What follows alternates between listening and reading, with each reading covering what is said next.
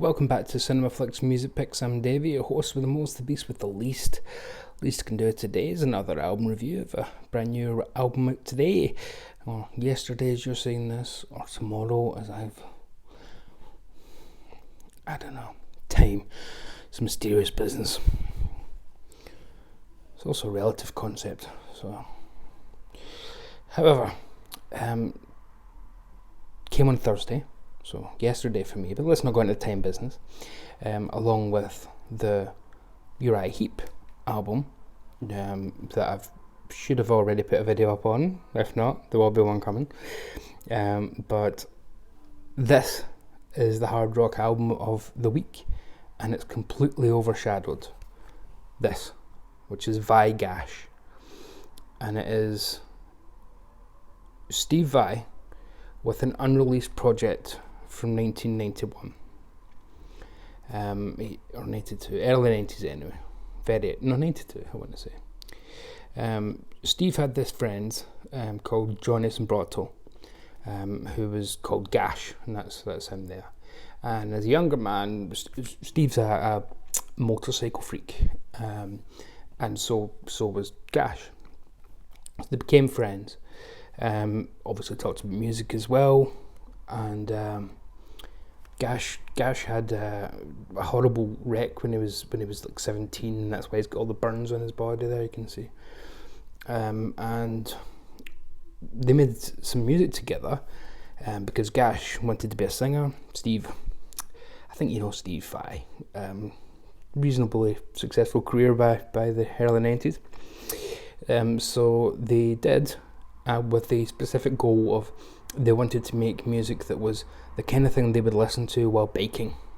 So not Steve Vai's million notes a second stuff, which is great, but it's not what you want when you're in the Easy Rider spirit. So they did, and they recorded together for a couple of weeks, and they got half an hour's worth of material. And then Steve got the project with Devin Townsend, and you know how busy Steve always is. And it became we'll get back to it. We'll finish it. A few years later, Gash has another motorcycle accident, and he didn't walk away from that one. So died 1998, and Steve didn't have the heart to release it.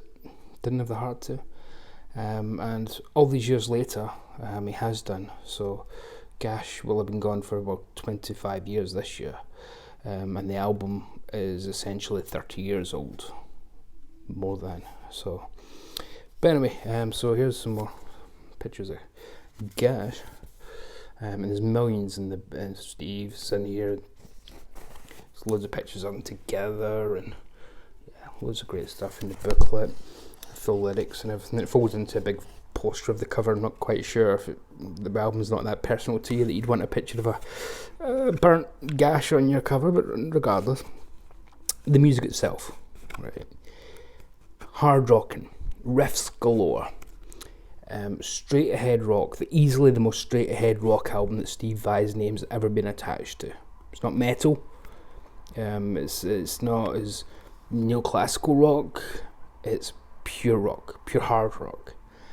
The closest comparison would be his work with the Dave Lee Roth Band, especially the Eat 'Em and Smile album. That would be the closest kind of comparison, and even that's not great, because Gash is such a different frontman.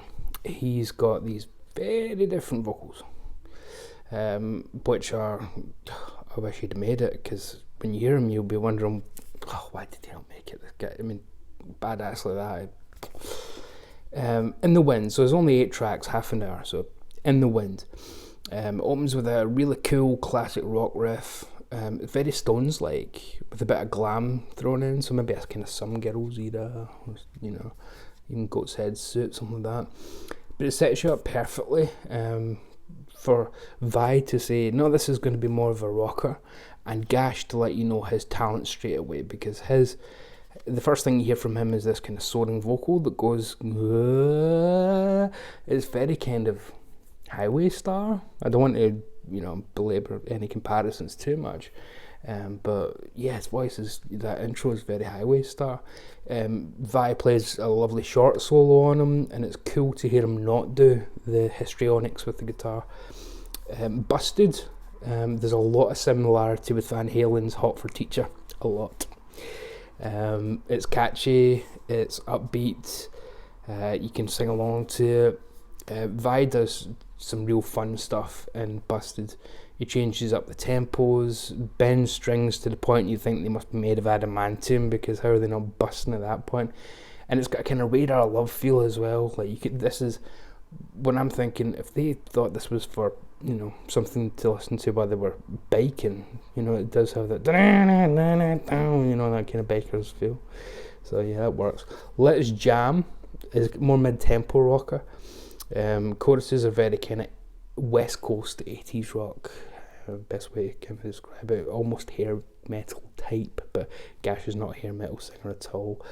Very cool harmonies and parts in places as well. Woman Fever is a pure blues, which is really cool, like a boogie blues. It's fun. I mean, there's loads of like, hey, yeah, and everybody's having a blast. Just kind of almost like Johnny Winter and the Muddy Waters albums that he produced, just hollering along with it. That's kind of what you get with Woman Fever. And Gash kind of rings out every drop of the sexiness you can get from this song and doing the blues, and it's a little bit Plant and a little bit Coverdale, just to give you a little comparison, because again, if you don't, and who did, if you don't know what his voice is like, yeah, so there's some Plant, there's some Coverdale, there's what's his name from Wolfsbane, there's a little bit of early Ozzy, I'd say, early up to the start of his solo career and no later, I'd say. She Saved My Life Tonight, that's fantastic. It's less frenetic, it is slower, but it could have been an MTV single. Now, if it came out in 92, it probably wouldn't have done well. We're already into grunge, but say it came out in 90, even 89, could have done really well. Fantastically well, indeed. Or even a bit later, if they just changed the sound up a little bit and gone back and changed the sound up to fit in with the more alternative scene. But radio-friendly sing-along stuff. Danger Zone, sadly, it's not a cover of the Kenny Loggins classic from Top Gun. They missed the boat there. What it is, though, it's a heavier track again. They really do make a terrific combo, Vi and Gash. Catchy, fun, headbanger. This also could have been a hit. And this is probably the track, Danger Zone, where Gash sounds most like Ozzy to me. Yeah. New Generation. Some of it's very charmingly early 90s. We're the new generation and we got something to say is one of the lyrics, and it's like, oh Christ, that's a bit, it's a bit dated. But hey, it is dated. Sold. But New Generation is intentionally anthemic. Gash sings, I'm driving down the highway like it's 74. Driving down the highway like it's 74. Got my Rolling Stones and wheels of fire. I don't need no more. Something like that. Really cool. So they're self-referential and kind of sending on what the purpose of the project is, paying tribute to the Stones. Wheels of Fire could be a Cream tribute, or it could mean literally the wheels on the cycle, the bike or cycle. I don't know, what do they call them? Just a motorbike. The carriage of no horse drawn. I'm not really a easy reader myself. Well, set your own jokes here. You can make up your own ones. And then the last track is called Flowers of Fire. You can easily see this as being the single if this was the MTV era. It's a power ballad. Get the lighters out, stick them in the air. Vi plays some very different guitar in this, very different from the rest of the record, and it's the kind of track that you can imagine Mutt Lange would have a heart attack over what he could do with that and squeeze it into an overplayed radio song. You know, like every rose has its thorn, all those kind of.